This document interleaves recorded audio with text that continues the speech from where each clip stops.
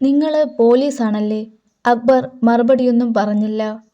പകരം അയാളുടെ മുഖത്തേക്ക് തറപ്പിച്ച് നോക്കുകയാണ് ചെയ്തത്. പക്ഷെ അയാൾ ശാന്തനായി അക്ബറിൻ്റെ മുഖത്തേക്ക് നോക്കിക്കൊണ്ട് പറഞ്ഞു, എന്താണ് സാർ അറിയേണ്ടത്? ചോദിച്ചോളൂ. എവിടെ നിന്നാണ് നിങ്ങൾക്ക് ഡയോമേറ്റ് എന്ന ഗ്ലൂക്കോമീറ്ററിൻ്റെ ഓർഡർ കിട്ടുന്നത്? മറുപടിയായി അയാൾ ഒന്ന് ചിരിച്ചു. സാറിൻ്റെ വരവ് ഞാൻ കാത്തിരിക്കുകയായിരുന്നു എന്ന് പറഞ്ഞാൽ അതിലൊട്ടും അതിശയോക്തിയില്ല. വീൽ ചെയർ ഉരുട്ടി അവിടെ പണിയെടുക്കുന്ന സ്ത്രീകളിൽ ഒരാളുടെ അടുത്തേക്ക് അയാൾ ചെന്നു. അവരുടെ കയ്യിൽ നിന്നും ഒരു അസംബ്ലി ചെയ്ത ഒരു ഡിവൈസ് വാങ്ങി അക്ബറിൻ്റെ നേർക്ക് നീട്ടിക്കൊണ്ട് ഹനീഫ പറഞ്ഞു, ദാ ഇതാണ് നിങ്ങൾ അന്വേഷിച്ചു വന്ന പ്രോഡക്റ്റ് അല്ലേ? അക്ബർ മറുപടി ഒന്നും പറഞ്ഞില്ല. അയാളുടെ മുഖത്തേക്ക് തൻ്റെ കഴുകൻ കണ്ണുകൾ കൊണ്ട് തറപ്പിച്ചു നോക്കി അക്ബർ ചോദിച്ചു, നിങ്ങൾ എൻ്റെ ചോദ്യം കേട്ടില്ലേ? എവിടെ നിന്നാണ് നിങ്ങൾക്ക് ഓർഡർ കിട്ടിയത്? നാടകം മതിയാക്കി മറുപടി പറയ്. ഹനീഫ് തിരികെ അക്ബറിൻ്റെ അടുത്തേക്ക് വീൽ ചെയറുമായി ചെന്നു. പറയാം സാർ. അതിനു മുൻപ് ഞാൻ എന്താണെന്ന് അറിയണ്ടേ സാറിന്? ഞാൻ 10ാം വയസ്സിൽ നാട് വിട്ടു പോയവനാണ്. പട്ടിണിയായിരുന്നു കാരണം, കൊടും പട്ടിണി. ഉപ്പ മറ്റൊരു പെണ്ണിനെ വിവാഹം കഴിച്ചതോടെ എൻ്റെ ഉമ്മയും പറക്കമുറ്റാത്ത 5 മക്കളും വഴിയാധാരമായി. 10 വയസ്സായ ഞാനാണ് മൂത്തതെന്ന് പറയുമ്പോഴറിയാമല്ലോ അതിന് താഴെയുള്ളവരുടെ പ്രായവും അവസ്ഥയും. പട്ടിണി കൊണ്ട് നട്ടം തിരിഞ്ഞപ്പോൾ തൃശ്ശൂർ റെയിൽവേ സ്റ്റേഷനിലെത്തി ആദ്യം കണ്ട ഒരു ട്രെയിനിൽ കയറി. ഏതോ ഒരു ബർത്തിൽ കയറി കിടന്നു. വിശപ്പും ക്ഷീണവും കൊണ്ട് എപ്പോഴോ എൻ്റെ കണ്ണുകൾ അടഞ്ഞുപോയി. കണ്ണു തുറന്നപ്പോൾ കണ്ട സ്റ്റേഷനിലിറങ്ങി. അറിയാത്ത സ്ഥലം, ഭാഷ. എന്ത് ജോലി ചെയ്യും? അഥവാ എന്തെങ്കിലും ജോലി കിട്ടിയാൽ തന്നെ വീട്ടിലേക്ക് പണം അയക്കാൻ എനിക്ക് അറിയില്ലായിരുന്നു. വന്നുപെട്ട അപകടത്തിനെപ്പറ്റി ഞാൻ അപ്പോൾ മാത്രമാണ് ബോധവാനായത്. അലഞ്ഞു തിരിഞ്ഞു നടന്ന എനിക്ക് ഒരു ഹോട്ടലിൽ പാത്രം കഴുകുന്ന ജോലി കിട്ടി. ദിവസം 15 രൂപ കൂലി. ആ ഹോട്ടലിൽ നിന്നുമാണ് ഞാൻ എത്തിച്ചേർന്ന സ്ഥലത്തിൻ്റെ പേര് നാഗ്പൂർ ആണെന്ന് മനസ്സിലാക്കിയതും. പിന്നീട് അങ്ങോട്ട് വാശിയായിരുന്നു. 15ൽ നിന്നും ദിവസം 100 രൂപയിലെത്തിയപ്പോഴേക്കും എൻ്റെ ജീവിതത്തിൻ്റെ 5 വർഷങ്ങൾ ഞാൻ ഹോമിച്ചു കഴിഞ്ഞിരുന്നു. എന്നും കിട്ടുന്ന കൂലിയുടെ ഒരു പങ്ക് ഞാനൊരു ചെറിയ തകരപാത്രത്തിലിട്ട് സൂക്ഷിച്ചു വയ്ക്കും. ഒരു ദിവസം തൃശ്ശൂർ റെയിൽവേ സ്റ്റേഷനിൽ രാജാവിനെ പോലെ ചെന്നിറങ്ങുന്നതും എൻ്റെ ഉമ്മയെയും സഹോദരങ്ങളെയുമെല്ലാം സുഖസൗകര്യങ്ങളോടും കൂടി നോക്കുന്നതുമായിരുന്നു എൻ്റെ സ്വപ്നം. 15 വയസ്സ്. ആ വർഷമാണ് എൻ്റെ ജീവിതം തകിടം മറിഞ്ഞത്. എൻ്റെ കൂടെ ജോലി ചെയ്യുന്ന ഒരു ഹിന്ദിക്കാരൻ ചെക്കൻ ആ പൈസ മോഷ്ടിച്ചു. അത് അവനാണെന്ന് ഞാൻ അറിയുകയും അവനോട് ചോദിക്കുകയും ചെയ്തു. പക്ഷേ അവനത് സമ്മതിച്ചു തന്നില്ല. എൻ്റെ ആ സമയത്തെ വാശിക്ക് ഹോട്ടലിലെ കറിക്കത്തിയാണ് കയ്യിൽ കിട്ടിയത്. 2 തവണ കുത്തിയെന്നാണ് ഓർമ്മ. പക്ഷേ അവൻ്റെ പോസ്റ്റ്മോർട്ടം റിപ്പോർട്ടിൽ 6 കുത്തുകളെന്നായിരുന്നു. ഞാനല്ലാതെയായി മാറിയ ആദ്യത്തെ നിമിഷം. പിന്നെ 9 കൊല്ലം ജുവനൈൽ ഹോമിലും ജയിലിലുമായി. ജുവനൈൽ ഹോമിൽ വെച്ചാണ് ഞാൻ അവനെ ആദ്യമായി കാണുന്നത്. ഒരു 8 വയസ്സുകാരനെ. ഒരു കൊലപാതക ശ്രമമാണ് അവനെയും അവിടെ എത്തിച്ചത്, അതും സ്വന്തം അമ്മയെ. പക്ഷേ പതിയെ പതിയെ ഞങ്ങൾ കൂട്ടായി. ഭാഷ ഞങ്ങളുടെ സൗഹൃദത്തിന് ഒരു തടസ്സമേ അല്ലായിരുന്നു. പക്ഷെ 2 വർഷം കഴിഞ്ഞപ്പോൾ അവൻ പോയി. പിടിപാടുകളുള്ള ആരൊക്കെയോ അവൻ്റെ ബന്ധുക്കളായി ഉണ്ടായിരുന്നു. ഞാൻ വീണ്ടും ഒറ്റയ്ക്കായി. പക്ഷേ ഞാൻ ജയിലിൽ നിന്നും ഇറങ്ങും മുൻപ് എൻ്റെ കൂട്ടുകാരൻ എന്നെ കാണാൻ വന്നു. കുറെ പണം തന്നു. എന്താവശ്യമുണ്ടെങ്കിലും വിളിക്കണമെന്ന് പറഞ്ഞു. പുറത്തിറങ്ങിയ ഞാൻ നാട്ടിലേക്ക് പോന്നു. നാട്ടിൽ ഞാൻ കരുതിയതുപോലെ ഒന്നുമായിരുന്നില്ല എൻ്റെ കുടുംബം. ആ വീട് നിന്നിടത്ത് മറ്റൊരു കെട്ടിടമാണ് ഞാൻ കണ്ടത്. ഇന്നും അവരെവിടെയെന്ന് എനിക്കറിയില്ല. ഞാൻ തിരിച്ചു മുംബൈക്ക് പോന്നു. എൻ്റെ കൂട്ടുകാരനെ പോയി കണ്ടു. അപ്പോഴേക്കും അവൻ്റെ അച്ഛൻ്റെ കുടുംബ ബിസിനസ് നോക്കി നടത്തുകയായിരുന്നു. ഡയമണ്ട് ബിസിനസ്സായിരുന്നു അവർക്ക്. അവൻ്റെ വലങ്കൈയായി ഞാൻ കൂടെ കൂടി. പുതിയൊരു ജീവിതം തുടങ്ങി. പിന്നെ അങ്ങോട്ട് സന്തോഷത്തിൻ്റെ നാളുകളായിരുന്നു. പക്ഷേ ഏറെ വൈകി ഞാൻ പലതും മനസ്സിലാക്കി. ഒറിജിനൽ കാണിച്ച ശേഷം ഡ്യൂപ്ലിക്കേറ്റ് ഡയമണ്ട് വിൽപ്പന നടത്തുന്നതാണ് അവരുടെ യഥാർത്ഥ ബിസിനസ്സെന്ന്. അധികം വൈകാതെ തന്നെ അവർ കാണിച്ച നെറുകേടിൻ്റെ വില ഞാനാണ് കൊടുത്തത്. കച്ചവടത്തിൽ പറ്റിയ വീഴ്ചയ്ക്ക് പകരം ചോദിക്കാൻ വന്ന ഒരു ഗ്യാങ്ങുമായുള്ള ഏറ്റുമുട്ടലിൽ എനിക്കെൻ്റെ 2 കാലുകളും നഷ്ടമായി. അവനാണെന്ന് തെറ്റിദ്ധരിച്ചാണ് അവർ അത് ചെയ്തത്. പക്ഷേ നഷ്ടം എൻ്റേത് മാത്രമായിരുന്നു. ഹനീഫ തന്റെ മുറിച്ചു മാറ്റിയ കാലുകളെ മെല്ലെ തലോടി.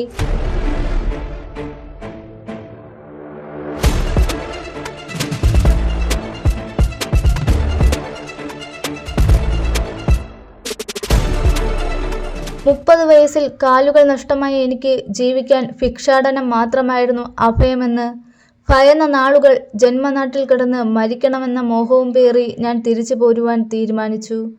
ആദ്യം എതിർത്തെങ്കിലും എൻ്റെ സുഹൃത്ത് അവസാനം പൊയ്ക്കൊള്ളാൻ സമ്മതിച്ചു. പക്ഷേ തിരിച്ചു പോരുന്ന എനിക്ക് അവർ ഒരു തുക തന്നു.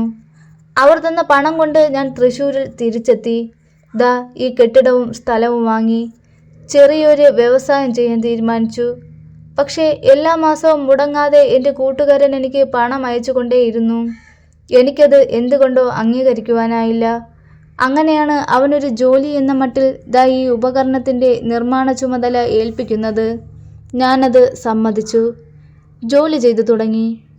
ഇതാരെങ്കിലുമൊക്കെ വാങ്ങുന്നുണ്ടോ എന്നൊന്നും എനിക്കറിയില്ലായിരുന്നു. പക്ഷേ കഴിഞ്ഞ ദിവസത്തെ പത്രത്തിൽ അടിച്ചു വന്ന വാർത്തകളിലെല്ലാം ഈ ഉപകരണത്തിൻ്റെ പേര് സഹിതം വന്നു എന്ന് പിള്ളേർ പറഞ്ഞു. അപ്പോൾ മുതൽ എനിക്കൊരു സംശയം. ഞാൻ ഈ ഓർഡർ തന്ന എൻ്റെ കൂട്ടുകാരനെ വിളിച്ചു. പക്ഷേ അവൻ്റെ ഫോൺ ഓഫായിരുന്നു. ഇപ്പോഴും ആ നമ്പർ ഓഫാണ്. നിങ്ങളുടെ ഈ കൂട്ടുകാരന് പേരില്ലേ? അക്ബർ ചോദിച്ചു. ഉണ്ട്, രാജു. ഹനീഫ മറുപടി പറഞ്ഞു. രാജു? അക്ബർ മുഖം ചുളിച്ചു. അതെ സാർ. നിങ്ങളുടെ കൂട്ടുകാരൻ്റെ നമ്പർ എവിടെ? അയാൾ പോക്കറ്റിൽ നിന്നും ഫോൺ എടുത്ത നിമിഷം അക്ബർ ആ ഫോൺ കൈക്കലാക്കി. തങ്കച്ച, ദാ ഇത് വെച്ചോ, ആവശ്യം വരും. ഹനീഫ മറുപടി ഒന്നും പറഞ്ഞില്ല. സ്വന്തം അമ്മയെ കൊല്ലാൻ നോക്കിയ രാജു. അവനെ അവൻ്റെ അച്ഛൻ ജുവനൈൽ ഹോമിൽ നിന്നും മോചിപ്പിച്ചു. കൂട്ടുകാരൻ സ്വന്തം കാലുകൾ അവനു വേണ്ടി സമർപ്പിച്ചു. പകരം അവൻ തന്നത് പണവും ജീവിക്കുവാൻ ഒരു പണിയും. കഥ കൊള്ളാം സുഹൃത്തെ. ഞാനെല്ലാം വെള്ളം തൊടാതെ വിഴുങ്ങിയെന്ന് താൻ വിചാരിക്കണ്ട. തന്നെ ഞാൻ കൊണ്ടുപോകുകയാ, അക്ബർ പറഞ്ഞു. തൻ്റെ രാജുവിനെ എൻ്റെ കയ്യിൽ കിട്ടിയിട്ടേ താനിനി ആകാശം കാണൂ, അക്ബർ പറഞ്ഞു. ഹനീഫ ഒന്നും പറഞ്ഞില്ല, മെല്ലെ ചിരിച്ചു. ഏണ്ട സിരിപ്പ് കമ്മനാട്ടി? അറുമുഖം കൈ ഓങ്ങിക്കൊണ്ട് ചോദിച്ചു. ഏയ്, അറുമുഖം വേണ്ട. തൻ്റെ ഒരു കൈക്കില്ല അയാള്, അക്ബർ അറുമുഖത്തെ തടഞ്ഞുകൊണ്ട് പറഞ്ഞു. തങ്കച്ചനും അറുമുഖവും ചേർന്ന് ഹനീഫയെ പൊക്കിയെടുത്ത് പുറത്തേക്കിറങ്ങി. പിന്നിലായി എല്ലാം കണ്ടും കേട്ടും പകച്ചു നിന്ന സ്ത്രീകളുടെ മുൻപിൽ ആ കെട്ടിടത്തിൻ്റെ വാതിലടഞ്ഞു. റബ്ബർ തോട്ടത്തിൻ്റെ നടുവിലുള്ള ചെമ്മൺ പാതയിലൂടെ ആ വാഹനം കുതിച്ചു പാഞ്ഞു. Police station. എന്തെങ്കിലും വിവരം കിട്ടിയോ? അക്ബർ സെല്ലിൽ നിന്നും ഇറങ്ങി വന്ന തങ്കച്ചനോട് ചോദിച്ചു. ഇല്ല സാർ, രാജു എന്നൊരു പേരല്ലാതെ അയാൾ മറ്റൊന്നും പറയുന്നില്ല, തങ്കച്ചൻ മറുപടി പറഞ്ഞു. ഉപദ്രവിക്കണ്ട, ഹാൻഡിക്യാപ്ഡാണ്, വകുപ്പ് മാറും, അക്ബർ മുന്നറിയിപ്പ് പോലെ പറഞ്ഞു. ആ ഇല്ല സാർ. അറുമുഖം എവിടെ? അക്ബർ തിരക്കി. അകത്തുണ്ട്. സൂക്ഷിക്കണം, ഇടയ്ക്ക് അയാളിലെ തമിഴ് രക്തമുണരും. ഒറ്റയടിക്ക് മറ്റവനെ തീർത്താൽ അതോട് തീരും ഈ കേസന്വേഷണം. അക്ബർ അത് പറഞ്ഞുകൊണ്ടിരുന്ന സമയം ദീപക് അവിടേക്ക് വന്നു കയറി. എന്തായി രാജാവേ? ഒന്നുമായില്ല, അക്ബർ മറുപടി പറഞ്ഞു. നാർക്കോ അനാലിസിസ് വല്ലതും നോക്കണോ? ദീപക് അക്ബറിൻ്റെ മുന്നിലേക്ക് അമർന്നിരുന്നു കൊണ്ട് ചോദിച്ചു. അവസരം തരാം. ഞാൻ നാഗ്പൂർ ജുവനൈൽ ഹോമുമായി ഒന്ന് കോണ്ടാക്ട് ചെയ്യാനുള്ള ശ്രമമാണ് ദീപു. ദീപക് തെല്ലൊന്ന് അമ്പരന്നു. എന്തിനാണത്? പറയാം. യെസ്, കിട്ടി. അക്ബർ സന്തോഷം കൊണ്ട് മുഷ്ടി ചുരുട്ടി മേശപ്പുറത്തിടിച്ചുകൊണ്ട് പറഞ്ഞു. എന്ത്? ദാ നോക്കൂ രാജാവേ. അക്ബർ കമ്പ്യൂട്ടറിൻ്റെ ഡിസ്പ്ലേ ദീപകിൻ്റെ നേർക്ക് തിരിച്ചു വെച്ചുകൊണ്ട് പറഞ്ഞു. ഇത് 1988 നാഗ്പൂർ ജുവനൈൽ ഹോം അന്തേവാസികളുടെ ലിസ്റ്റല്ലേ? ദീപക് ചോദിച്ചു. അതെ ദീപു, ഇതിലുണ്ടവൻ, നമ്മൾ തേടുന്ന സോഡിയ കില്ലർ, അക്ബർ പറഞ്ഞു. പെട്ടെന്ന് അക്ബറിൻ്റെ ഫോൺ ശബ്ദിച്ചു. അക്ബർ മൊബൈൽ ഫോൺ എടുത്ത് നോക്കി. റസിയ.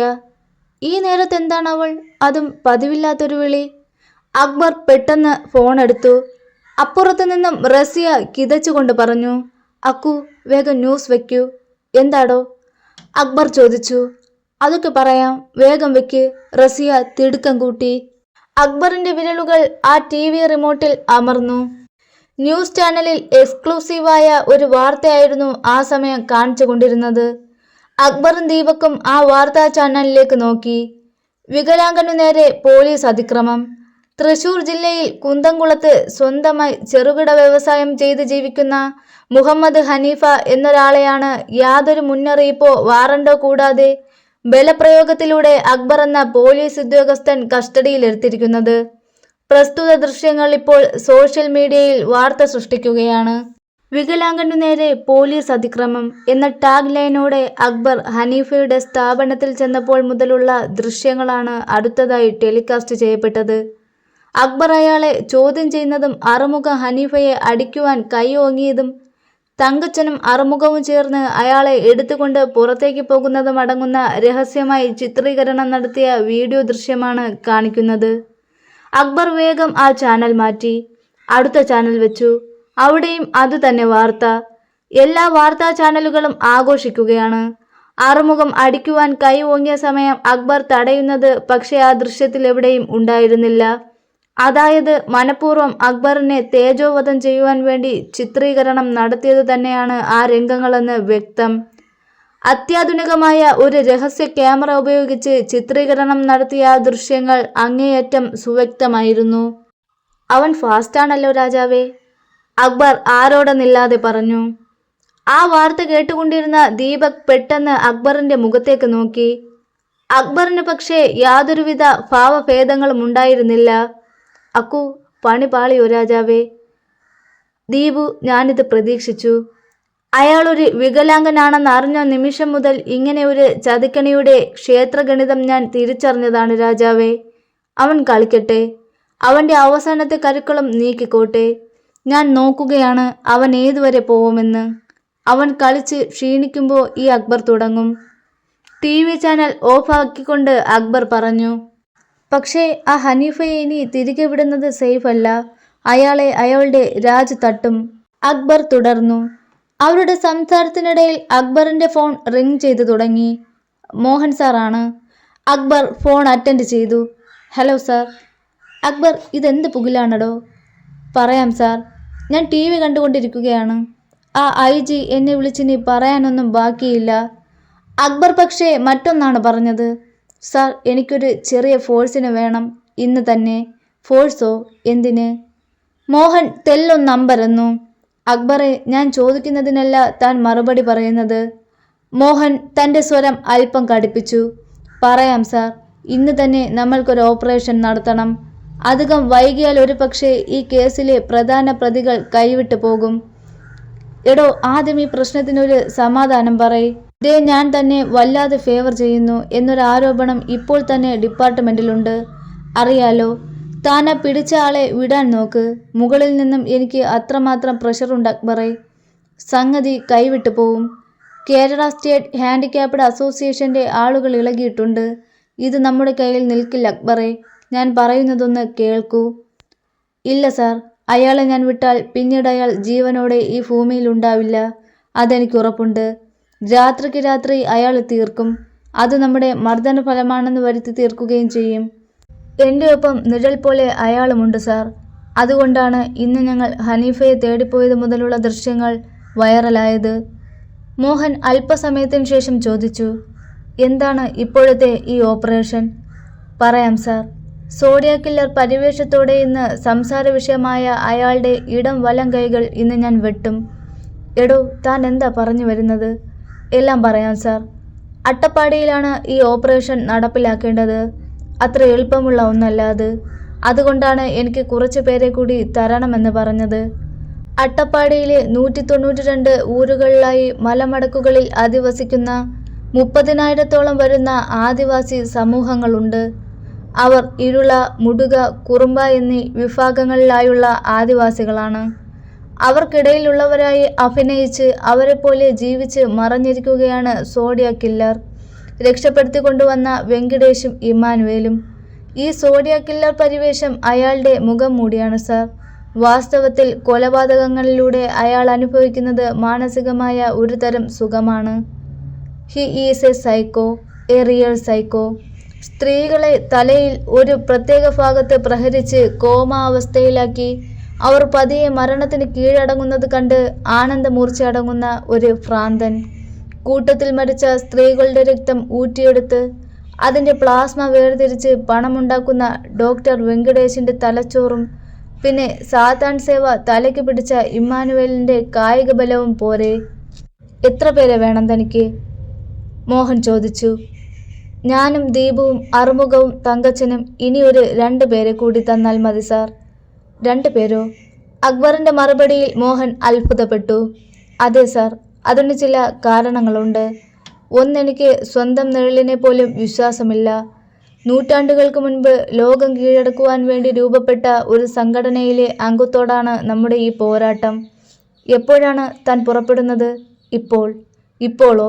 അതെ സാർ, എനിക്ക് നോർത്തിലുള്ള സിവിൽ പോലീസ് ഓഫീസർ രഞ്ജിത്തിനെയും കുരുവിളയെയും തന്നാൽ മതി സാർ. തൻ്റെ ഇഷ്ടം. ഞാൻ ഇപ്പോൾ തന്നെ റിപ്പോർട്ട് ചെയ്യാൻ ഇൻഫർമേഷൻ കൊടുക്കാം. മോഹൻ ഫോൺ വെച്ചു. ദീപക് എല്ലാം കേട്ട് വായും തുറന്നിരിപ്പാണ്. എടോ താൻ? അക്ബറിൻ്റെ മുഖത്തേക്ക് നോക്കിക്കൊണ്ട് ദീപക് ചോദിച്ചു. എന്താ രാജാവേ, ഭയമുണ്ടോ? അക്ബർ തൻ്റെ മൊബൈൽ ഫോൺ ചൂണ്ടുവിരലിനും തള്ളവിരലിനും ഇടയിൽ വെച്ച് മെല്ലെ ആട്ടിക്കൊണ്ട് ദീപകിനോട് ചോദിച്ചു. ഭയം? താനുള്ളപ്പോഴോ? ദീപക് തൻ്റെ കസേരയിൽ ഒന്നിളകിയിരുന്നു. അക്ബർ തൻ്റെ മേശപ്പുറത്ത് വെച്ചിരുന്ന അട്ടപ്പാടിയുടെ വിശാലമായ ഭൂപടം ചുറ്റും നിൽക്കുന്നവർക്ക് മുൻപിലായി നിവർത്തി. ദാ ഈ കാണുന്ന വരടിമല, പോത്തുപ്പാടി, ചിണ്ടക്കി, കരുവാര എന്നീ ഫാം ഹൗസുകളെയും അവയുടെ അടുത്തുള്ള ആദിവാസി ഊരുകളെയും കേന്ദ്രീകരിച്ചാവും പ്രധാനമായും നമ്മുടെ ഓപ്പറേഷൻ. അട്ടപ്പാടിയെ പറ്റിയുള്ള പൊതുവായ ചില വിവരങ്ങൾ പുറപ്പെടും മുൻപ് മനസ്സിലാക്കണം. ആദിവാസികളാണ്. സ്നേഹിച്ചാൽ ചങ്ക് പറിച്ചു കൊടുക്കുന്ന നിഷ്കളങ്കരാണ്. അതുകൊണ്ട് തന്നെയാണ് ആൾപിടിയൻ കടുവകളെ പോലെ ഓരോ ഇരകളെയും വകവരുത്തിയ ശേഷം അവർ അവിടെ തന്നെ അഭയം തേടുന്നത്. കാരണം ആദിവാസികൾ. അവർ ചതിക്കില്ല എന്ന ഉറപ്പുണ്ട്. Palakkad city, Udhagamandalam city, Coonoor city, Coimbatore city എന്നിവയാണ് അട്ടപ്പാടിക്കടുത്തുള്ള നഗരങ്ങൾ. ഭൂനിരപ്പിൽ നിന്നും 68 മീറ്റർ ഉയരത്തിലാണ് ഈ പ്രദേശം സ്ഥിതി ചെയ്യുന്നത്. ലോക്കൽ ലാംഗ്വേജ് മലയാളമാണെങ്കിലും നമ്മൾ സ്ഥിരമായി കേൾക്കുകയും ഉപയോഗിക്കുകയും ചെയ്യുന്ന ഭാഷയോ ഭാഷാ പ്രയോഗങ്ങളോ ആയിരിക്കില്ല നമ്മളെ കാത്തിരിക്കുന്നത്. എന്തെങ്കിലും സംശയം? ഇല്ല സാർ. എല്ലാവരുടെയും മൊബൈൽ ഫോണുകളിലേക്ക് ഞാൻ 3 പേരുടെ ചിത്രങ്ങൾ ഫോർവേഡ് ചെയ്തിട്ടുണ്ട്. അതാണ് നമ്മുടെ പിടിവള്ളി. ഒന്ന് ഡോക്ടർ വെങ്കടേഷ്, അടുത്തതായി ഇമ്മാനുവൽ, പിന്നെ എൻ്റെ വീട്ടിൽ വന്ന സെയിൽസ്മാൻ. ഇവരുടെ ചിത്രങ്ങളാണ് അയച്ചിരിക്കുന്നത്. ഈ പ്രദേശങ്ങളിൽ ഏതെങ്കിലും ഒരാൾക്ക് അവരെ ആരെയെങ്കിലും തിരിച്ചറിയാനാകുന്നുണ്ടോ എന്ന് നമ്മൾക്ക് നോക്കാം. എന്താ? അക്ബർ മാപ്പിലേക്ക് ഒരു സ്കെയിൽ കൊണ്ട് തട്ടിക്കൊണ്ട് ചോദിച്ചു. അപ്പോൾ പുറപ്പെടുകയല്ലേ? അക്ബർ എല്ലാവരുടെയും മുഖത്തേക്ക് നോക്കി.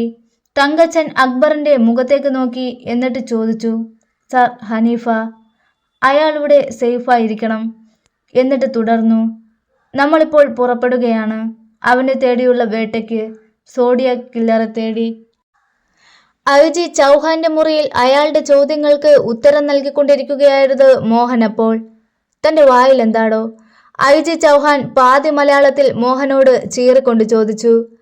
അയാളിതെവിടെ പണ്ടാരമടങ്ങി? ചൗഹാൻ വിടുന്ന മട്ടില്ല. സാർ, അത് തൻ്റെ സുപ്പീരിയറിനോടാണ് തൻ്റെ ഈ ഒളിച്ചുകളി എന്ന് മറക്കണ്ട. ചൗഹാൻ മുന്നറിയിപ്പ് നൽകിക്കൊണ്ട് പറഞ്ഞു.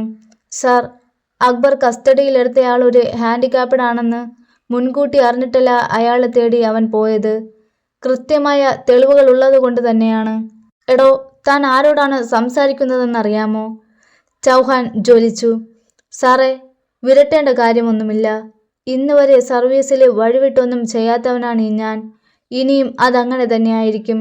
അതുകൊണ്ട് തന്നെ എനിക്ക് ആരെയും ഭയമില്ല sir. I am sorry. Mohan ചൗഹാന്റെ മുന്നിൽ നിന്നും എഴുന്നേറ്റ് പോയി.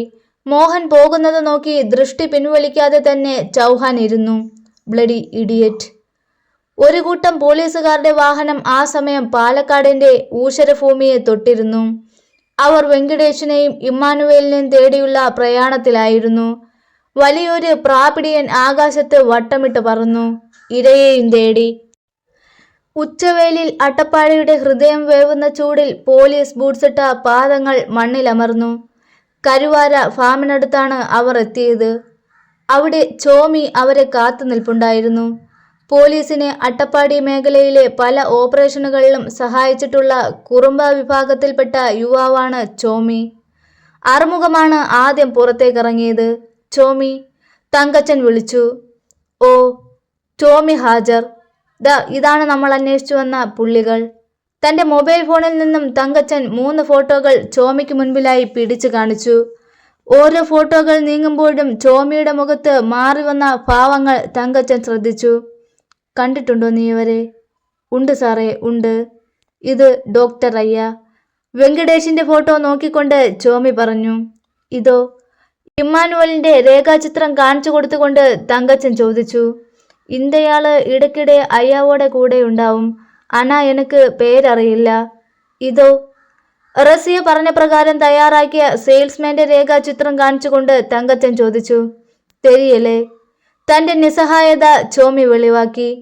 ഇവരിപ്പോ എവിടെ കാണും ചോമി? ബെൽറ്റ് മുറുക്കിക്കൊണ്ട് അറുമുഖം ചോദിച്ചു. പറയാം സാർ. അറുമുഖം ആകാശത്തേക്ക് നോക്കി അർത്ഥഗർഭമായി ഒന്ന് ചിരിച്ചു. എന്നിട്ട് പറഞ്ഞു. നല്ല ഇടിവെട്ടി ഒരു മഴ പെയ്യാൻ വായ്പിറുക്ക്. ചെറിയൊരു മേഘത്തുണ്ട് പോലുമില്ലാത്ത നീല വിഹായസ് അവർക്ക് മുകളിലായി പരന്നു കിടന്നു. ചോമിക്ക് അറുമുഖം പറഞ്ഞതിന്റെ പൊരുൾ പിടികിട്ടിയില്ല. പോകാം അന്ത ഡോട്ടിരയ്യാവോടെ ഇടത്തിലേക്ക്. പുരികമൊരു പ്രത്യേക രീതിയിൽ ചലിപ്പിച്ചുകൊണ്ട് അറുമുഖം ചോദിച്ചു. പോകാം. ആനക്കട്ടിയിലേക്ക് പോകുന്ന പാതയിൽ നിന്നും താഴെ ഇറങ്ങി ഒരു ചെറിയ കാട്ടുപാതയിലൂടെയാണ് ഇപ്പോൾ ആ ചെറു സംഘത്തിന്റെ സഞ്ചാരം. കാനന പാതയിലൂടെ ആടി ഉലഞ്ഞ് ജലയാനം പോലെ ആ വാഹനം ഇരമ്പി നീങ്ങിക്കൊണ്ടിരുന്നു. സൂര്യൻ തലയ്ക്ക് മുകളിൽ നിന്നും പടിഞ്ഞാറേക്ക് യാത്ര ആരംഭിച്ച് കഴിഞ്ഞിരുന്നു. മരങ്ങളുടെ നിഴലുകൾ കിഴക്കോട്ട് നീണ്ടു. എത്താറായില്ലേ? തങ്കച്ചൻ ചോദിച്ചു. എത്തിപ്പോയി സാറേ. ചോമി അല്പം അകലേക്ക് വിരൽ ചൂണ്ടി. അവിടെയായി ഓലയും പുല്ലും മേഞ്ഞ ചെറു കുടികൾ ദൃശ്യമായി തുടങ്ങിയിരുന്നു. വനത്തിന്റെ ഹരിതാഭയിൽ നിന്നും ഏതോ വരണ്ടുണങ്ങിയ സമതല പ്രദേശത്തിലേക്ക് എത്തിയതുപോലെ തോന്നി അവർക്ക്. ചോമിയുടെ നിർദ്ദേശമനുസരിച്ച് അവർ ജീപ്പ് നിർത്തിയിട്ടു. എല്ലാവരും പുറത്തിറങ്ങി. മെല്ലെ മുന്നോട്ട് പോകാം. ഏൻ പിന്നാടി വാ. ഇരുളരുടെ കുടിലുകളാണ്. വല്ലാത്ത കൂറുള്ള ഇനമ. ഇളകിയാല് ഈ പോലീസ് പട പോരാതെ വരും. നമ്മൾ പെട്ടുപോകും. ചോമി മുന്നറിയിപ്പ് നൽകി. ഒരു കാരണമിറക്ക്. എന്ത്? തങ്കച്ചൻ ചോദിച്ചു. ഇന്ത ആദിവാസിയൂരിലെ എല്ലാവർക്കും പടർന്നു പിടിച്ച മലമ്പനിയിൽ നിന്നും എല്ലാവരെയും രക്ഷപ്പെടുത്തിയത് അന്ത ഡോക്ടർ അയ്യാതാൻ. അതുകൊണ്ട് അന്തയാളെ ഇങ്കിൽ നിന്നും കൊണ്ടുപോകുന്നത് അത്ര സാധാരണ വേലയല്ലേ? ചോമിയുടെ വാക്കുകൾ കേട്ട തങ്കച്ചൻ പെട്ടെന്നോർത്തത് അക്ബറിന്റെ വാക്കുകളാണ്. ആദിവാസികളാണ്. സ്നേഹിച്ചാൽ ചങ്ക് പറിച്ചു കൊടുക്കുന്ന നിഷ്കളങ്കരാണ്. അതുകൊണ്ട് തന്നെയാണ് ആൾപിടിയൻ കടുവകളെപ്പോലെ ഓരോ ഇരകളെയും വകവരുത്തിയ ശേഷം അവർ അവിടെ തന്നെ അഭയം തേടുന്നത്. കാരണം ആദിവാസികൾ. അവർ ചതിക്കില്ല എന്ന ഉറപ്പുണ്ട്. കാടിന്റെ മക്കൾക്ക് ചതി അറിയില്ല. നമ്മൾ സൂക്ഷിക്കണം. തങ്കച്ചൻ ദീപകിനോടും അറുമുഖത്തോടും രഞ്ജിത്തിനോടും കുരുവിളയോടുമായി പറഞ്ഞു. 6 പേരും പല വഴി പിരിഞ്ഞു. പക്ഷെ ചോമി ദീപകിന്റെ കൂടെയായിരുന്നു. പതുങ്ങി കുടിലുകൾക്കിടയിലൂടെ ആരുടെയും കണ്ണിൽപ്പെടാതെ നീങ്ങുവാൻ അവർക്ക് നന്നെ പണിപ്പെടേണ്ടി വന്നു. ഒടുവിൽ ഒറ്റപ്പെട്ടു നിന്ന ആ പഴയ വീടിന്റെ മുറ്റത്തേക്ക് ദീപക്കും ചോമിയും എത്തി. പരിപൂർണമായ നിശബ്ദത അവിടമാകെ വലയം ചെയ്തു. ആ വീടിനെ പതിയെ പോലീസ് സേന ചുറ്റിവളഞ്ഞു. ദീപക്കും ചോമിയും മുന്നോട്ട് നീങ്ങി. ചോമി ആദ്യം ഉമ്മറപ്പടിയിലേക്ക് തന്റെ കാലെടുത്ത് വെച്ചു. അയ്യാ, അവൻ വിളിച്ചു. അകത്തുനിന്നും അനക്കമൊന്നും കേൾക്കുന്നില്ല. ഡോക്ടർ അയ്യാ, ചോമി വിളിച്ചു. യാർ? അകത്തുനിന്നും കനഗംഭീരമായ സ്വരം. ഡോക്ടർ വെങ്കടേഷ്. ദീപക് ആ ശബ്ദം കേട്ട് അറിയാതെ ഉരുവിട്ടു പോയി. യാരത്? വീണ്ടും അകത്തുനിന്നും ശബ്ദമുയർന്നു. ഞാനാ, ചോമി. അവൻ ഭവ്യതയോടെ പറഞ്ഞു. വരുന്നു. അകത്തുനിന്നും മറുപടി വന്നു. അതോടൊപ്പം ആരോ നടക്കുന്ന ശബ്ദവും കേട്ടു. ദീപക് അവർക്ക് കാണുവാൻ പാകത്തിന് വീടിന്റെ ഇരുവശങ്ങളിലും ചേർന്ന് നിന്ന തങ്കച്ചനോടും അറുമുഖത്തോടും വരുന്നുണ്ട് എന്ന് ആംഗ്യം കാണിച്ചു. അവർ തയ്യാറായി നിന്നു.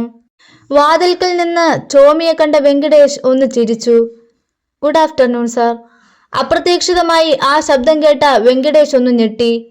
ചോമിയുടെ പിന്നിൽ നിന്ന് മുന്നിലേക്ക് ഇറങ്ങി വന്ന ദീപക് പറഞ്ഞു. ഗുരുനാഥന് എന്നെ മനസ്സിലായി എന്ന് തന്നെയാണ് എൻ്റെ വിശ്വാസം. ഒന്നും മിണ്ടാതെ അസ്ത്രപ്രജ്ഞനായി നിൽക്കുകയായിരുന്നു ഡോക്ടർ വെങ്കടേഷ്. അയാൾ ഒട്ടും പ്രതീക്ഷിക്കാത്ത ഒന്നാണ് സംഭവിച്ചത്. അത്രമാത്രം സുരക്ഷിതമെന്ന് ഊറ്റം കൊണ്ടിരുന്ന ഒരിടം. അവിടേക്കാണ് പഴയ ശിഷ്യന്റെ വരവ്. അതൊരു വെറും വരവല്ല എന്ന് വെങ്കടേഷിന് സുവ്യക്തമായിരുന്നു. എന്തുപറ്റി ഗുരുനാഥ? ദീപക് ചെറിയ പുഞ്ചിരിയോടെ വെങ്കടേഷിനെ നോക്കിക്കൊണ്ട് ചോദിച്ചു. എന്നാൽ തന്റെ പരിഭ്രമം ഒട്ടും പുറത്തു കാണിക്കാതെ ഡോക്ടർ ദീപകിനോട് ചോദിച്ചു. ഒറ്റയ്ക്കല്ല വരവെന്നറിയാം. പ്രാപിടിയന് വഴിതെളിച്ചു വന്ന വേട്ട നായ്ക്കൾ. പുച്ഛത്തോടെയാണ് വെങ്കടേഷ് അത് പറഞ്ഞത്. ഹഹ, ഈ പല്ലുകൊഴിഞ്ഞ കിഴവൻ സിംഹത്തെ പിടികൂടാൻ വേട്ടപ്പട്ടി ധാരാളമാണ് ഗുരുവേ. വെങ്കടേഷ് ഒന്ന് ചിരിച്ചു. ഒരിക്കൽ ഞാൻ ഊറ്റം കൊണ്ടിരുന്നു.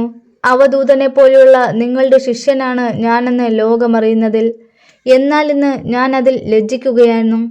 നിങ്ങളെപ്പോലെ ഒരു അസുരന്റെ അടുത്തു നിന്നും പഠിക്കേണ്ടി വന്നതിൽ. പൊടുന്നനെ തങ്കച്ചനും അറുമുഖവും വെങ്കടേഷിന്റെ മുൻപിലേക്ക് നിറത്തോക്കുമായി ചാടി വീണു. Hands up. തോക്ക് നീട്ടിക്കൊണ്ട് അറുമുഖം പറഞ്ഞു. എന്നാൽ കൈകൾ മെല്ലെ ഉയർത്തിക്കൊണ്ട് വല്ലാത്തൊരു ശാന്തമായ ശബ്ദത്തിൽ ഡോക്ടർ വെങ്കടേഷ് ചോദിച്ചു. അവനെവിടെ? അക്ബർ, വേട്ടക്കാരുടെ രാജാവ്. അവൻ എത്തിക്കോളും. അല്ലെങ്കിലും യുദ്ധത്തിൽ രാജാവ് രാജാവിനോടല്ലേ ഏറ്റുമുട്ടൂ? നിങ്ങൾ വെറും ശകുനിയല്ലേ? കുടിലതന്ത്രങ്ങൾ മെനയുന്ന കടൽ കിഴവൻ. ഒരാൾ എല്ലായ്പ്പോഴും ഇരുട്ടിൽ നിന്നുകൊണ്ട് കുറ്റകൃത്യങ്ങൾ ചെയ്യുമ്പോൾ അയാളെ തേടി മറ്റൊരാൾ എത്തുമെന്നല്ലേ? ആ ഇരുണ്ട മണിക്കൂറുകൾ ദാ ഇവിടെ കഴിയുകയാണ്. അവൻ എത്തും, നിങ്ങളുടെ തലയ്ക്ക് മുകളിൽ. കാരണം നിങ്ങൾ തന്നെ പറഞ്ഞു, അവൻ പ്രാപിടിയനാണ്. ദീപക് ഒരു ചെറിയ ചിരിയോടെ പറഞ്ഞു. തോക്കിന്റെ അഗ്രം ഒന്നുകൂടി നീട്ടി വെങ്കടേഷിനെ പോയിന്റ് ബ്ലാങ്കിൽ നിർത്തിക്കൊണ്ട് അറുമുഖം പറഞ്ഞു. പഴയ ചില കണക്കുകളുണ്ട് നമ്മൾ തമ്മിൽ. വീട്ടാൻ ജ്ഞാപകമിറുക്ക? വെങ്കടേഷ് തലയൊന്ന് ചരിച്ച് തന്റെ മുഖത്തേക്ക് വീണുകിടന്ന നരച്ച മുടിയിഴകൾ മാടിയൊതുക്കിക്കൊണ്ട് അറുമുഖത്തോട് ചോദിച്ചു. നിന്റെ തലയോട് പണ്ട് ആളൊഴിഞ്ഞ ഒരു ചർച്ചിൽ വെച്ച് ഒറ്റയടിക്ക് ചിതറിക്കാമെങ്കിൽ അതിലും നിസ്സാരമായി ഇപ്പോൾ നിന്നെ എനിക്ക് കീഴ്പ്പെടുത്താൻ കഴിയും അറുമുഖ. കാരണം നീ അടക്കമുള്ള എല്ലാവരും ഇപ്പോൾ നിൽക്കുന്നയിടം ഇതെന്റെ സാമ്രാജ്യമാണ്. അറുമുഖം പല്ലു കടിച്ചു. അയാൾക്ക് അങ്ങേയറ്റം അസഹ്യമായ കാര്യമാണ് കേട്ടത്. അറിയാം ഗുരുവേ. അനോഫിലിസ് കൊതുകുകളെ കൃത്യമായി സൃഷ്ടിച്ച് അവിടെ മലേറിയ പരത്തി അതിൻ്റെ വാക്സിനേഷൻ സ്വന്തമായി വികസിപ്പിച്ചെടുത്ത് അത് കുത്തിവെച്ച് ഇവിടുത്തെ പാവങ്ങളെ രക്ഷപ്പെടുത്തി രക്ഷകനായി മാറിയതല്ലേ നിങ്ങൾ? ആ, അതും അറിഞ്ഞോ? ദീപക് മറുപടി പറഞ്ഞില്ല. നടക്ക്, അറുമുഖം പറഞ്ഞു. എതിർപ്പൊന്നും കൂടാതെ വെങ്കടേഷ് അവർക്കൊപ്പം നടന്നു. കൈകൾ പിന്നിലേക്ക് പിടിച്ചു വെച്ച് വിലങ്ങണിയിക്കുമ്പോൾ തങ്കച്ചൻ ചോദിച്ചു. ഇമ്മാനുവേൽ എവിടെ? വെങ്കടേഷ് മറുപടിയൊന്നും പറയാതെ തങ്കച്ചന്റെ മുഖത്തേക്ക് ശാന്തമായി നോക്കി. അവൻ ഇമ്മാനുവൽ അല്ല. He is prince of darkness, junior Vincent. ഇടിമുഴക്കം പോലെ ഡോക്ടർ വെങ്കടേഷ് പറഞ്ഞു. എനിക്ക് അവനെയാണ് കാണേണ്ടത്, അക്ബറിനെ. വെങ്കടേഷ് വീണ്ടും ദീപകിനെ നോക്കി. തൽക്കാലം ഞങ്ങൾക്കൊപ്പം പോര്. അക്ബറിനെയൊക്കെ നമ്മൾക്ക് കാണാം. അപ്പോഴേക്കും കുരുവിളയും രാജയും ആ വീടിന്റെ ഉള്ളിലെ പരിശോധന കഴിഞ്ഞെത്തി. ഇവിടെയെങ്ങും മറ്റൊരാളുമില്ല, രാജീവ് അഭിപ്രായപ്പെട്ടു. തങ്കച്ചൻ പറഞ്ഞു. അവിടെ കാണുന്ന ലാപ്ടോപ്പും മൊബൈൽ ഫോണുകളും അടക്കം എല്ലാ കിടുതാപ്പുകളും എടുത്തേക്ക്. അവർ വെങ്കടേഷിനെ വിലങ്ങണിയിച്ച് മുന്നോട്ട് നടന്നു. ആ വീടിന്റെ മുന്നിലുള്ള ഇല്ലിമുള കൊണ്ട് നിർമ്മിച്ച വേലിക്കെട്ട് കടന്ന് പുറത്തിറങ്ങും മുൻപ് തന്നെ ഏതാനും നാട്ടുകാർ അവരെ വളഞ്ഞു.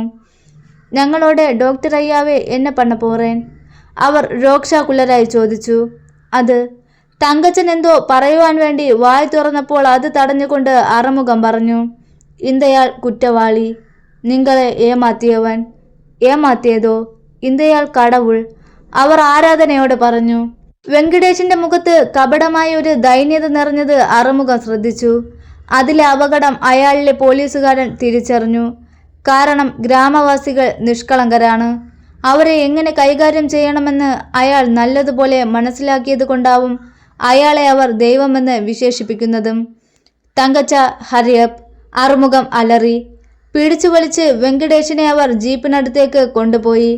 പിന്നാലെ വേഗത്തിൽ നടക്കുകയും പിന്നീട് ഓടിയെത്തുകയും ചെയ്ത ഗ്രാമവാസികളുടെ കയ്യിൽ സാമാന്യം വലിയ മുളവടികളും മറ്റ് നാടൻ ആയുധങ്ങളും പ്രത്യക്ഷപ്പെട്ടു. അവർ പിന്നാലെ ഓടി വരികയായിരുന്നു.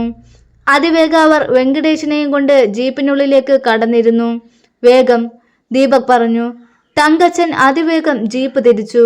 എന്നാൽ എവിടെ നിന്നോ പാഞ്ഞെത്തിയ ഒരു ഉരുളൻ കല്ല് ആ വാഹനത്തിന്റെ വിൻഷീൽഡിൽ തകർത്തുകൊണ്ട് അകത്തേക്ക് വീണു. തങ്കച്ചന്റെ കാലുകൾ ബ്രേക്കിൽ അമർന്നുവെങ്കിലും മുൻപിലിരുന്ന ദീപക് അതിനെ വിലക്കി. വേണ്ട, ഇവരോട് നമ്മൾ ചെറുത്തു നിൽക്കുന്നത് നല്ലതല്ല. വൈകുന്ന ഓരോ നിമിഷവും വിലപ്പെട്ടതാണ്. അക്ബർ നമ്മുടെ വരവിനായി കാത്തിരിക്കുന്നു, ദീപക് പറഞ്ഞു. തങ്കച്ചൻ ഗ്രാമീണരുടെ എതിർപ്പിനെ വകവയ്ക്കാതെ അതിവേഗത്തിൽ ജീപ്പ് പായിച്ചു. പിന്നിൽ പാതി അകത്തും പാതി പുറത്തുമായി ചോമിയും ഉണ്ടായിരുന്നു. കിഴവന് വല്ല സൈനൈഡും തിന്നാൻ തോന്നിയാലോ എന്ന് കരുതിയാണ് കൈകൾ പിന്നിലേക്കാക്കിയത് കേട്ടോ, തങ്കച്ചൻ വാഹനം നിയന്ത്രിച്ചുകൊണ്ട് പറഞ്ഞു. പ്രതീക്ഷിച്ച മാതിരി മഴയുണ്ടായില്ല, ആറുമുഖം പറഞ്ഞു. ചില്ലുടഞ്ഞ ഭാഗത്തുകൂടി തണുത്ത കാറ്റ് ജീപ്പിനുള്ളിലേക്ക് കടന്നു വന്നുകൊണ്ടിരുന്നു. രാത്രിയായിരുന്നു. അപ്പോഴും വെങ്കടേഷ് ചിന്തിച്ചത് അക്ബർ എവിടെയെന്നായിരുന്നു. ഹനീഫ, നിങ്ങളുടെ രാജു നിങ്ങൾക്കിനി സംരക്ഷണം നൽകില്ല. ആലോചിക്ക്. അയാൾക്ക് നിങ്ങളെ കൊണ്ടുള്ള ആവശ്യം കഴിഞ്ഞു. അയാളിനി നിങ്ങളെ വെച്ചേക്കില്ല, കൊന്നുകളയും, അക്ബർ സംയമനത്തോടെ പറഞ്ഞു. ഹനീഫ മറുപടി പറയാതെ ചിരിക്കുകയാണുണ്ടായത്. ഹനീഫ തല ഉയർത്തി ആ മുറിയിലെ ഭിത്തിയിൽ ഘടിപ്പിച്ച കൂറ്റൻ ക്ലോക്കിലേക്ക് നോക്കി. സമയം 9:45. ഇരുണ്ട മണിക്കൂറുകൾ തുടങ്ങിക്കഴിഞ്ഞു അക്ബർ സാർ. നേരിയ ഒരു പുഞ്ചിരിയോടെ ഹനീഫ അക്ബറിന്റെ മുഖത്തേക്ക് നോക്കിക്കൊണ്ട് പറഞ്ഞു. സമയം 10 മണി.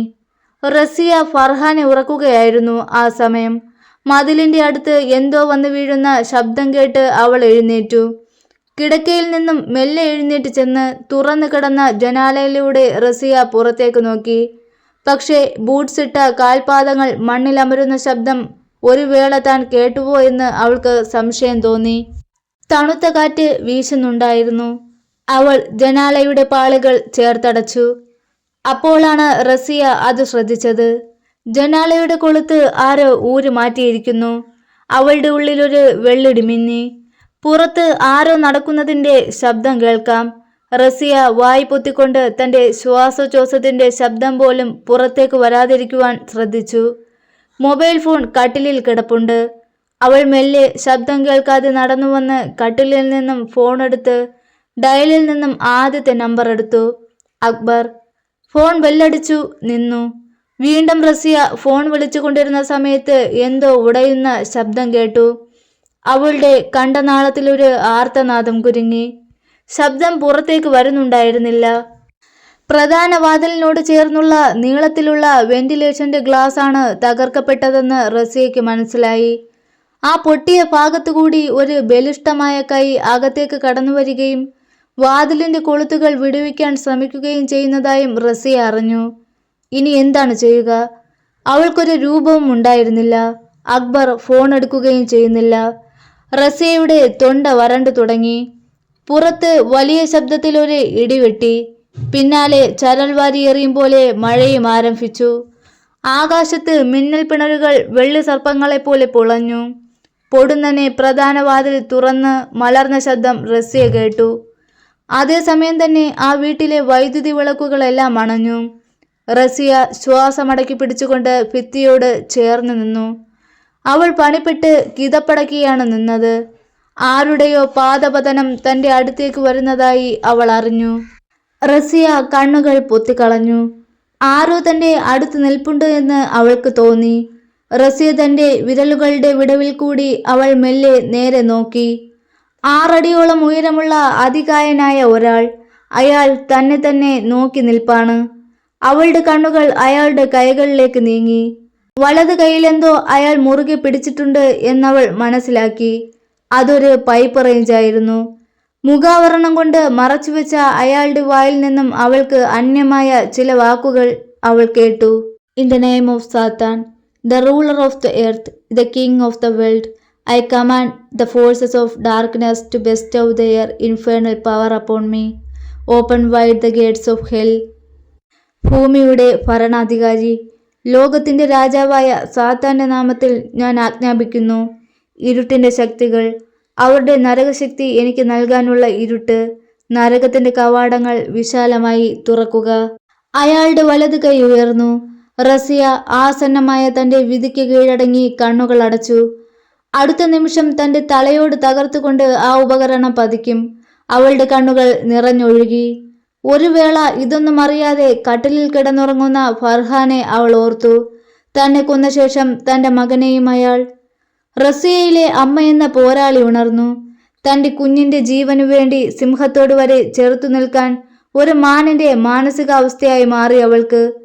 ആ ഇരുമ്പ് കൊണ്ട് നിർമ്മിച്ച ആയുധം പതിക്കുന്നതിന് മുൻപ് അയാളുടെ ചിന്തയുടെയും പ്രവൃത്തിയുടെയും 10 ഇരട്ടി വേഗത്തിൽ റസിയ കുനിയുകയും മുഖം പൊത്തിയ തന്റെ കൈകൾ കൊണ്ട് അയാളുടെ ദേഹത്തെ പിന്നോട്ട് തള്ളുകയും ചെയ്തു. അപ്രതീക്ഷിതമായ ആ നീക്കത്തിൽ അടിതെറ്റി വീണ അയാൾ നിലത്തേക്ക് പതിച്ചു. റസിയ ആ അവസരം മുതലാക്കിക്കൊണ്ട് പുറത്തേക്ക് കുതിച്ചു.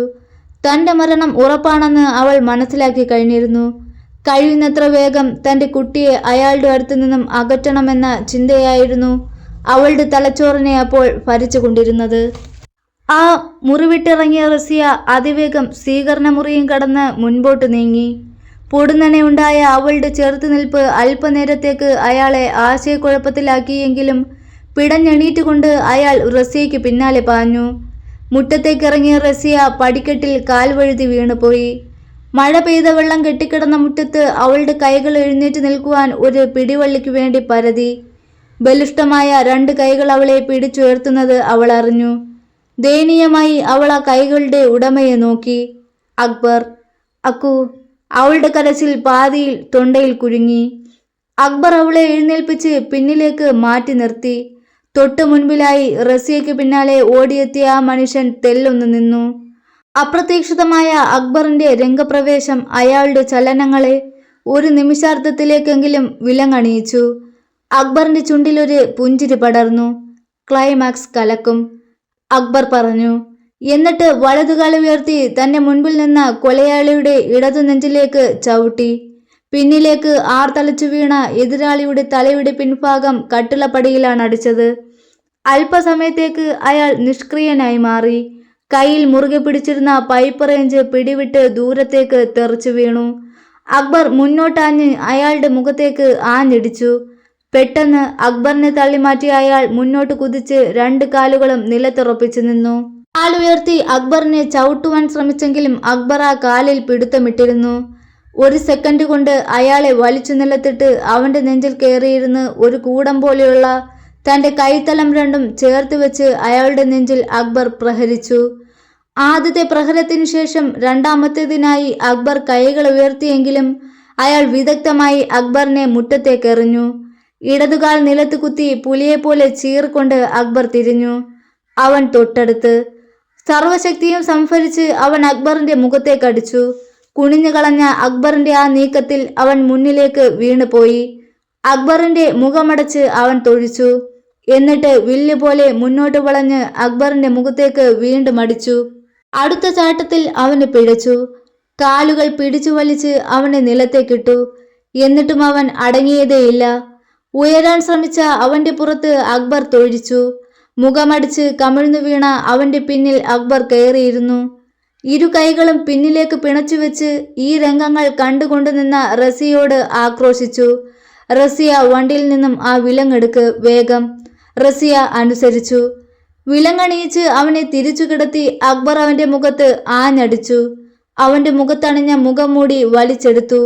ഇമ്മാനുവൽ. ക്രൂരമായ ഒരു ചിരിയോടെ അവൻ പറഞ്ഞു. ഇതിലിപ്പോ വലിയ ട്വിസ്റ്റൊന്നുമില്ല. അത് വരാനിരിക്കുന്നതേ ഉള്ളടാ ഇമ്മാനുവലെ. പകച്ചു നിന്ന റസിയെ നോക്കി അക്ബർ. ഒന്നുമില്ല എന്ന അർത്ഥത്തിൽ കണ്ണടച്ചു കാണിച്ചു. മുഖ്യമന്ത്രി, ആഭ്യന്തരമന്ത്രി ഐ.ജി. ചൗഹാൻ, കമ്മീഷണർ മോഹൻ എന്നിവർക്ക് മുമ്പിലേക്ക് അക്ബറും സംഘവും ഹനീഫയെയും ഇമ്മാനുവലിനെയും ഡോക്ടർ വെങ്കിടേഷിനെയും കൂട്ടിക്കൊണ്ടുവന്നു. എല്ലാവരും കുറ്റവാളികളായി പിടികൂടിയ 3 പേരെയും ഉറ്റുനോക്കിക്കൊണ്ടിരുന്നു. സർ, ഇവരാണവർ. സോഡിയ കില്ലർ എന്ന പേടി സ്വപ്നമായ കഥാപാത്രത്തെ സൃഷ്ടിച്ചവർ. അക്ബർ തുടർന്നു. കൊലപാതകങ്ങൾ സൃഷ്ടിച്ച് കൊല്ലപ്പെട്ടവരുടെ അപൂർവ രക്തസാമ്പിളുകളിൽ നിന്നും വേർതിരിക്കുന്ന പ്ലാസ്മ വിപണനം നടത്തി പണമുണ്ടാക്കാൻ വേണ്ടി മാത്രമല്ല ഇവർ ഇതൊക്കെ ചെയ്തു കൂട്ടിയത്.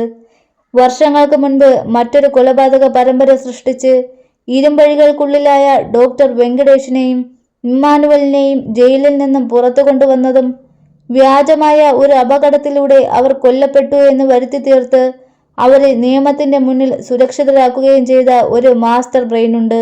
അതാരാണ്? പറയാം സാർ. അയാളാണ് ദാ ഈ നിൽക്കുന്ന ഹനീഫയെ കൊണ്ട് ആളുകളുടെ രക്തസാമ്പിളുകൾ തിരിച്ചറിയാൻ വേണ്ടി ഡയോമേറ്റ് എന്ന ഒരു ഗ്ലൂക്കോമീറ്റർ തന്നെ സൃഷ്ടിപ്പിച്ചത്. പരീക്ഷണാർത്ഥം ആദ്യം പരിശോധന നടത്തുന്ന സ്ട്രിപ്പ് ശേഖരിച്ചാണ് അവർ അത് സമ്പാദിക്കുന്നത്. കുറേയേറെ ചെറുപ്പക്കാരെ അതിനായി ഇവർ കേരളത്തിന്റെ പല ഭാഗത്തു നിന്നും റിക്രൂട്ട് ചെയ്തിരുന്നു. അവരിൽ ഒരാളാണ് ഇയാൾ. അക്ബർ തിരിഞ്ഞ് തങ്കച്ചനോട് ആംഗ്യം കാണിച്ചു. ഒരു ചെറുപ്പക്കാരനെ തങ്കച്ചൻ പോയി കൂട്ടിക്കൊണ്ടുവന്നു. ഇവരുടെ നേതാവ് ആരെന്ന് പറയ് അക്ബർ, ചൗഹാൻ അക്ഷമനായി ചോദിച്ചു. പറയാം സാർ, അക്ബർ ഒരു ചെറിയ ചിരിയോടെ പറഞ്ഞു. ഒരാളെ കൂടി കൊണ്ടുവരാനുണ്ട്. അടുത്തതായി തങ്കച്ചൻ കൊണ്ടുവന്നത് തമിഴ്നാട്ടുകാരനായ സ്വർണ്ണപ്പണിക്കാരൻ പനീർ സെൽവത്തെ ആയിരുന്നു. ഈ നിൽക്കുന്ന പനീർ സെൽവമാണ് അയാളെ കണ്ടിരിക്കുന്ന ഈ സംഘത്തിൽപ്പെടാത്ത ഒരേ ഒരാൾ. തല മുണ്ടനം ചെയ്ത് തലയിലൊരു കുരിശും നടുവിലൊരു കണ്ണും പച്ചകുത്തിയ ആളാണ് ഇവരുടെ നേതാവ്. അയാൾ ഇലുമിനാറ്റി എന്ന രഹസ്യ സംഘടനയ്ക്ക് വേണ്ടി പ്രവർത്തിക്കുന്നയാളാണ്. അയാൾ ഇവിടെയുണ്ട്, നമ്മൾക്കിടയിലുണ്ട്. അക്ബർ നേരെ വിരൽ ചൂണ്ടിക്കൊണ്ട് പറഞ്ഞു. He is the man, zodiac killer, ഹനീഫയുടെ രാജു, മറ്റുള്ളവരുടെ ബോസ്. രാജു എന്ന ദേവേന്ദ്ര ചൗഹാൻ. സദസ്സൊന്ന് ഞെട്ടി. How dare you! ചൗഹാൻ ചാടി എഴുന്നേറ്റുകൊണ്ട് അലറി. അക്ബർ, താൻ എന്ത് അസംബന്ധമാണ് ഈ പറയുന്നത്? ഇയാളാണോ ഇതിൻ്റെയൊക്കെ സൂത്രധാരൻ? മുഖ്യമന്ത്രി ചൗഹാനെ നോക്കിക്കൊണ്ട് അക്ബറിനോട് ചോദിച്ചു. അതെ സർ, സൈക്കോപാത്തുകൾക്ക് ചിലപ്പോൾ ഒരു ജനിതക പ്രശ്നമുണ്ടാകും. അത് അവരുടെ സ്വഭാവത്തെ അതേപടി മാറ്റുന്നു. സാധാരണ മനുഷ്യരുടെ തലച്ചോറുമായി താരതമ്യപ്പെടുത്തുമ്പോൾ മനോരോഗികളുടെ തലച്ചോറിൽ ചില ജൈവശാസ്ത്രപരമായ വ്യത്യാസങ്ങളുണ്ട്. മറ്റൊരാളുടെ സംരക്ഷണമോ വളർത്തുദോഷത്തിലോ ആണ് അവർ ഒരു മനോരോഗിയാകുന്നത് എന്നതിനെ സ്വാധീനിക്കുന്നത് എന്നാണ് ഗവേഷണങ്ങൾ സൂചിപ്പിക്കുന്നത്. ചൗഹാൻ വഴിവിട്ട ജീവിതം നയിച്ച ഒരമ്മയുടെ മകനായിരുന്നു. ബിസിനസ്സുമായി നാട് ചുറ്റുന്ന ഒരച്ഛൻ്റെ മകൻ. ഒടുവിൽ 8ാമത്തെ വയസ്സിൽ തൻ്റെ അമ്മയെ കൊല്ലാൻ ശ്രമിച്ച് പരാജയപ്പെട്ടുവെങ്കിലും തൻ്റെ പുത്രൻ എന്തിനാണ് അത് ചെയ്തത് എന്ന് വൈകി മനസ്സിലാക്കിയ പിതാവ് തൻ്റെ പണം ഉപയോഗിച്ച് അവനെ രക്ഷപ്പെടുത്തി. പിന്നീട് അങ്ങോട്ട് ഒറ്റയ്ക്ക് താമസിക്കുന്ന സ്ത്രീകൾ രാജുവിൻ്റെ കണ്ണിൽ വഴിപിഴച്ചവരായി മാറി. പണം വാരി വിതറി തൻ്റെ മകന് IPS എന്ന 3 അക്ഷരം വാങ്ങിക്കൊടുത്തു സ്നേഹനിധിയായ ആ പിതാവ്. പണമുണ്ടെങ്കിൽ എന്തും ഈ രാജ്യത്ത് വിലക്ക് വാങ്ങാൻ സാധിക്കും, പേരും പദവിയും എല്ലാം. അതിനുള്ള ഉത്തമ ഉദാഹരണമാണ് ഈ പിശാച്, അല്ലെങ്കിൽ അയാൾ പറയട്ടെ. ചൗഹാൻ തൻ്റെ ബെൽറ്റിൽ നിന്നും സർവീസ് റിവോൾവർ വലിച്ചെടുത്ത് അക്ബറിന് നേർക്ക് ചാടി. You bloody! അക്ബർ ഒഴിഞ്ഞു മാറി. നിലത്ത് വീണ് കിടന്ന ചൗഹാന്റെ തലയിൽ നിന്നും അയാളുടെ തൊപ്പി ഊരിമാറ്റിയ അക്ബർ ചൗഹാന്റെ തലയിൽ ഉറപ്പിച്ചു വെച്ചിരുന്ന കൃത്രിമ മുടിയും പറിച്ചെടുത്തു. പനീർ സെൽവം പറഞ്ഞതുപോലെ അയാളുടെ തലയുടെ പിന്നിൽ പച്ചകുത്തിയ ചിഹ്നം കണ്ട് പുച്ഛത്തോടെ അക്ബർ പറഞ്ഞു. ഇതിലും വലിയ തെളിവ് വേറെന്ത് വേണമെടാ? ചൗഹാൻ അക്ബറിന്റെ കാൽ ചുവട്ടിൽ കിടന്ന് മുരണ്ടു. 8 വർഷം മുൻപ് നീ നടത്തിയ കോയമ്പത്തൂർ ജയിൽ സന്ദർശനങ്ങളിലൂടെയും അതിനു മുൻപ് കിടന്ന ജുവനൈൽ ഹോമിലെ വിവരങ്ങളിലൂടെയുമാണ് ഹനീഫയുടെ ഡയമണ്ട് കച്ചവടക്കാരനായ രാജു തന്നെയാണ് ഇന്ന് ഈ യൂണിഫോമിലുള്ള IG ദേവേന്ദ്ര ചൗഹാൻ എന്ന് ഞാൻ തിരിച്ചറിഞ്ഞത്. കൊലപാതകങ്ങൾ നടത്തിയത് ഇമ്മാനുവൽ എങ്കിലും ഇരകളുടെ ജീവൻ പിടഞ്ഞില്ലാതെയാവുന്നത് കണ്ട് ആത്മസംതൃപ്തി അടയുന്നത്ര മാനസിക വൈകല്യമുള്ളയാളാണ് ഈ ചൗഹാൻ. എടാ ചൗഹാനെ, ദാ ഇപ്പോൾ അറുമുഖവും കൂട്ടരും നിന്റെ വീട്ടിലുണ്ട്. അവർ നടത്തിയ റെയ്ഡിൽ കിട്ടിയ നിന്റെ ഇന്റർനെറ്റ് കോൾ ഡിവൈസും കമ്പ്യൂട്ടറുമൊക്കെയാണ് ദാ കാണ്. അക്ബർ തൻ്റെ മൊബൈൽ ഫോണിൽ അറുമുഖം അയച്ചു കൊടുത്ത വീഡിയോ കാണിച്ചു കൊടുത്തു. ചൗഹാൻ തല താഴ്ത്തിയിരുന്നു. സാത്താൻ ആരാധന തലയ്ക്ക് പിടിച്ചതായിരുന്നു ഇമ്മാനുവലിൻ്റെ പ്രശ്നം. പണമായിരുന്നു ഡോക്ടർ വെങ്കടേഷിൻ്റെ ദൈവം. അതുണ്ടാക്കുവാൻ വേണ്ടി അയാൾ ഈ അധർമ്മങ്ങൾക്കെല്ലാം കൂട്ടുനിന്നു. പക്ഷേ ചൗഹാന്റെയും പണ്ട് കൊല്ലപ്പെട്ട ഫാദർ വിൻസെന്റിന്റെയും പ്രശ്നങ്ങൾ ജനിതകപരമായതാണ്. ഈ രോഗങ്ങൾക്കൊന്നും മരുന്നില്ല സാർ. അവർ ഇതൊക്കെ ജീവനുള്ള കാലത്തോളം തുടരുക തന്നെ ചെയ്യും.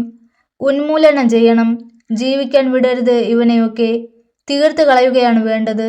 നമ്മുടെ നിയമത്തിന്റെ പരിധിയിലൂടെ പണവും സ്വാധീനവും ഉപയോഗിച്ച് ഇവർ ഇനിയും രക്ഷപ്പെട്ടു വരും. പണ്ട് വെങ്കടേഷിനെയും ഇമ്മാനുവലിനെയും ജയിലിൽ നിന്നും പുറത്തു കൊണ്ടുവരാൻ ഒരു ചൗഹാൻ എത്തിയതുപോലെ. അക്ബർ വികാരതീതനായി പറഞ്ഞു. ഇവന്റെ സേവനം ഇനി ജയിലിൽ മതി. ഒറ്റ ഒരുത്തനും വെളിച്ചം കാണില്ല ഇനി. അതെന്റെ വാക്കാണ്. ഇവന്റെയൊന്നും രക്തം ആ കൈകളിൽ പുരളണ്ട അക്ബർ, മുഖ്യമന്ത്രി പറഞ്ഞു. ഞാൻ സാറിന് തന്ന വാക്ക് പാലിച്ചു സാർ, അക്ബർ പറഞ്ഞു. ദാ ഇതൊക്കെ ചെയ്തു കൂട്ടിയവരെ സാറിന്റെ കാൽക്കൽ കൊണ്ടുവന്ന് ഇട്ടിട്ടുണ്ട്. അക്ബർ ആഭ്യന്തരമന്ത്രി ദേവരാജനെ നോക്കി പറഞ്ഞു. അക്ബറിന്റെ അവസാനം കാണാൻ നിന്നിട്ട് ഇങ്ങനെ ഒരു ടെസ്റ്റ് തീരെ പ്രതീക്ഷിച്ചില്ല അല്ലേ സാറേ? അക്ബർ അവസാനിക്കണമെങ്കിൽ ഈ രാജ്യത്തെ കുറ്റവാളികളും അവസാനിക്കണം. ഞാൻ പോയാലും എൻ്റെ മനസ്സുള്ള 1000 ചെറുപ്പക്കാർ വരും. കേട്ടോ ദേവരാജൻ സാറേ? മോഹൻ കൈയടിച്ചുകൊണ്ട് എഴുന്നേറ്റ് നിന്നു. മുഖ്യമന്ത്രിയും. അവർ ഇരുവരും എഴുന്നേൽക്കുന്നത് കണ്ട് പതിയെ ദേവരാജനും എഴുന്നേറ്റു. സത്യമേവ ജയതേ. അക്ബർ അവരെ സല്യൂട്ട് ചെയ്തു.